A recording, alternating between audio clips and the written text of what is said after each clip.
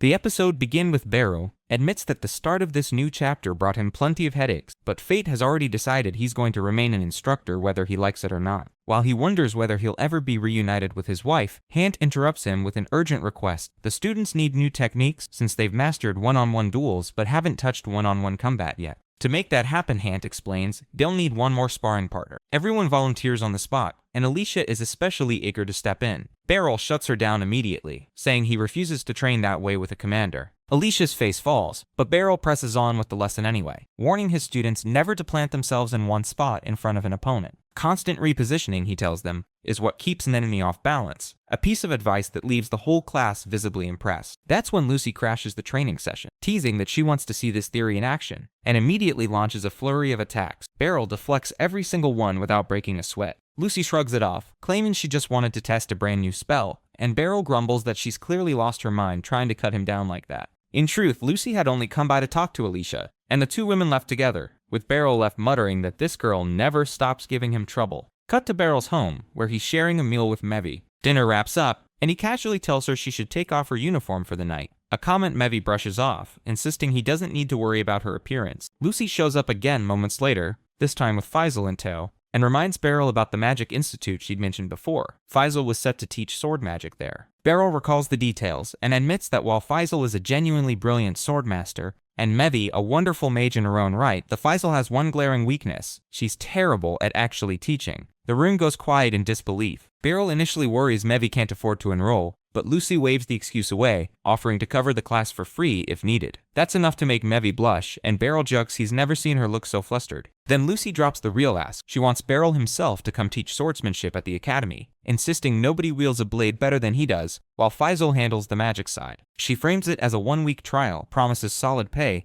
and checks with Mevi, who insists she has no objection, she's simply hoping he'll accept. Beryl can't find a real reason to refuse, but he still hesitates, worried his teaching style won't sit well with a room full of kids. Back home, his fellow soldiers pile on the encouragement, with Alicia pointing out how much it would boost his reputation, and the others how much they all know when they do that by adding something, and the others work with the others and the people who are already proffered, waiting for them and making them look better at it. Beryl eventually gives in. The next day, he steps into Faisal's classroom, where a group of visibly bored students barely register his arrival, a reaction he can't really blame them for. Faisal introduces him as her own master, and Beryl immediately corrects her, insisting he's nowhere near that important. He gives a brief introduction explaining Principal Lucy invited him, and lets Faisal begin her lesson. What follows is a masterclass in bad teaching. Faisal's explanations are so bizarre that not a single student understands them, and she abruptly tells the class to just start swinging their swords 1,000 times. Beryl steps in to stop the madness, and Faisal insists she's being generous by only giving them 20 minutes, which finally explains to Beryl exactly why Lucy dragged him into this mess. One girl declares she'll swing 2,000 times instead, tires herself out almost instantly, and a boy asks Beryl directly to teach them properly. Thrilled, Beryl goes around learning everyone's names and starts real training 5 clean swings, followed by hands-on corrections to their grip, stance, and footwork. The kids respond immediately, and Faisal watches on, delighted and full of praise, until Beryl reminds her that she needs to learn from this too. That comment stings a little, but he still tells the class they're doing great for a first day. During the break, the students start pestering Beryl about how strong he actually is, and when he brushes it off, Faisal jumps in to confirm he's incredibly powerful, which naturally leads the kids to wonder if he might even be stronger than her. Sensing the tension, the students push for an actual sparring match to settle it. Bro accepts the challenge, quietly nervous since he has almost no experience fighting sword magic users, and proposes they start with a plain sword fight.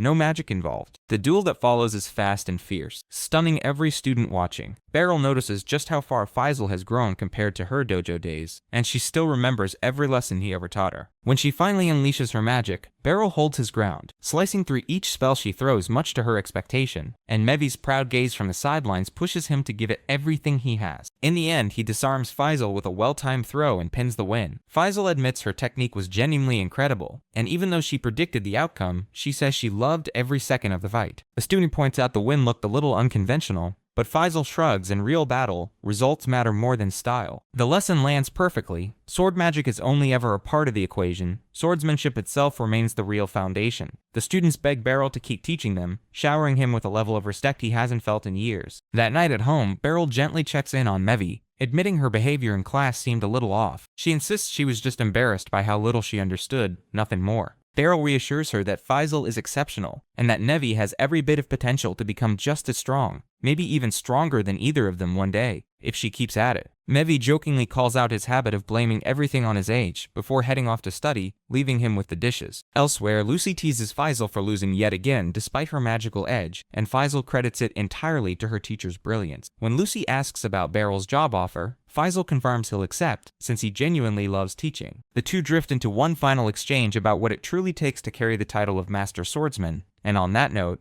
the students are mid-training, all of them dragging themselves back from a brutal long-distance run. One girl admits she genuinely enjoyed it, which only baffles the rest of the group, who can't believe how much stamina she has left. Levy asks Faisal if she could actually run like that herself, and Faisal answers without hesitation, of course she could, though she'd need to pick up the pace or add another 15 laps on top of it. The whole class freezes in horror at the suggestion, and Beryl finally steps in, telling everyone that's more than enough for one day. He reassures the group that all this hardship is ultimately for their own benefit. Meanwhile, the orange-haired girl quietly hands her friend Cindy a towel, a small gesture that catches Mevi's attention, though what really draws her eye is how visibly down Beryl looks in that moment. That evening, Faisal tells Beryl the day's class went well, and he asks her what she thinks the students actually took away from it. Her answer that maybe they shouldn't run quite so much isn't exactly the lesson he was hoping for. Faisal then launches into an explanation of sword magic's long-range applications, impressing Beryl more than he expects. Just then, the academy's principal walks by and greets Faisal warmly while barely acknowledging Beryl at all. He introduces himself anyway, and the principal offers a dismissive, "Ah, I see," before adding that magicians have no use for outsiders, then walks off. Faisal explains that her principal genuinely believes magic outweighs sword magic in importance, and that he once served as Lucy's commander, a formidable spellcaster who now spends most of his time on research. Beryl quietly wonders if this is exactly who Lucy wanted him to meet. Elsewhere, Lucinda and Alicia are having drinks, and Alicia looks noticeably gloomy. Lucinda teases that she's clearly been off ever since Master Beryl stopped spending time with her, which sets Alicia off. She snaps that whatever is between her and the Master is none of anyone's business. The two spiral into a full argument, both insisting the other has no right to comment, before both admitting, almost simultaneously, that they're just worried about him. Their drinks arrive and the tension cools for a moment. Alicia points out that they actually want the same thing, to make their master more well-known, and both are ready to do whatever it takes. Lucinda drifts into a memory of being adopted and trained by Beryl as a child, saying this might be her way of repaying that debt.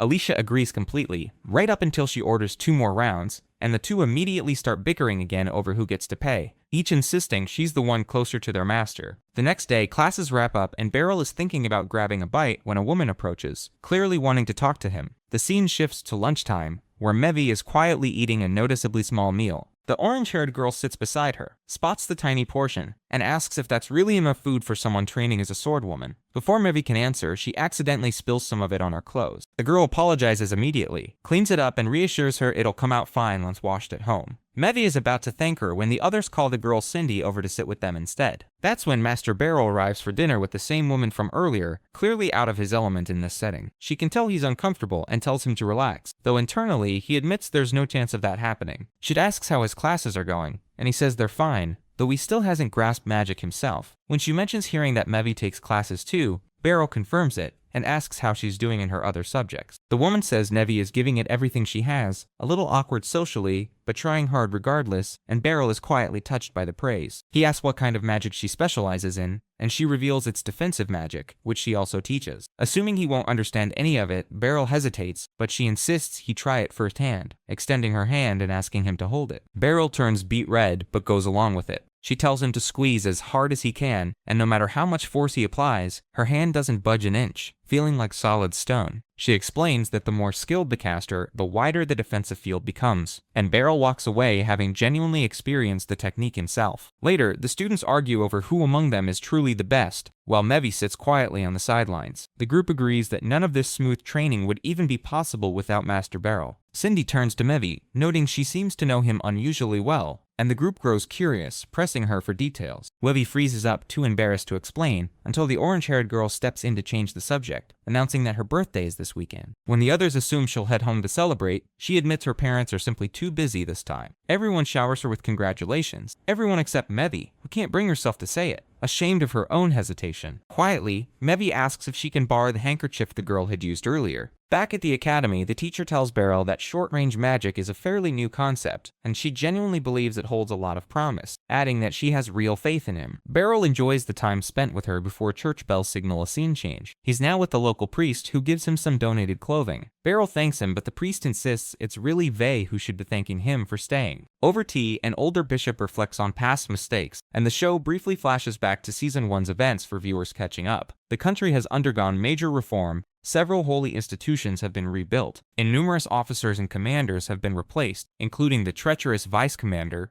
once Beryl's own student, who ultimately redeemed herself after being manipulated. Beryl realizes this means Rose has officially resigned. Before the priest can hand him a new assignment, Beryl politely excuses himself, saying he needs to head home. At home, Beryl tells Mevi to eat, but she's still busy washing laundry and says she'll eat once she's done. In Cindy's birthday celebration, both teachers and all 5 students gather together. Cindy says it's the best birthday she's ever had, surrounded by friends and her teacher, while Beryl privately wonders what exactly he's doing there. Mevi wants to say something to her but keeps losing her nerve. Cindy gently tells her to just eat, but Mevi finally works up the courage, handing back the freshly washed handkerchief. Beryl instantly realizes what she'd been washing the day before. Mevi manages a shy birthday wish, and Cindy lights up with joy. When one of the boys teases Mevi about it, she storms over and smacks him, immediately walking back satisfied, and even the others admit he had it coming, though secretly they're happy to see her open up. Beryl too feels a quiet sense of pride watching her come out of her shell. As dinner winds down, the group falls into a relaxed conversation, admitting the students still don't fully appreciate sword magic. Beryl turns to Faisal and asks for her honest opinion,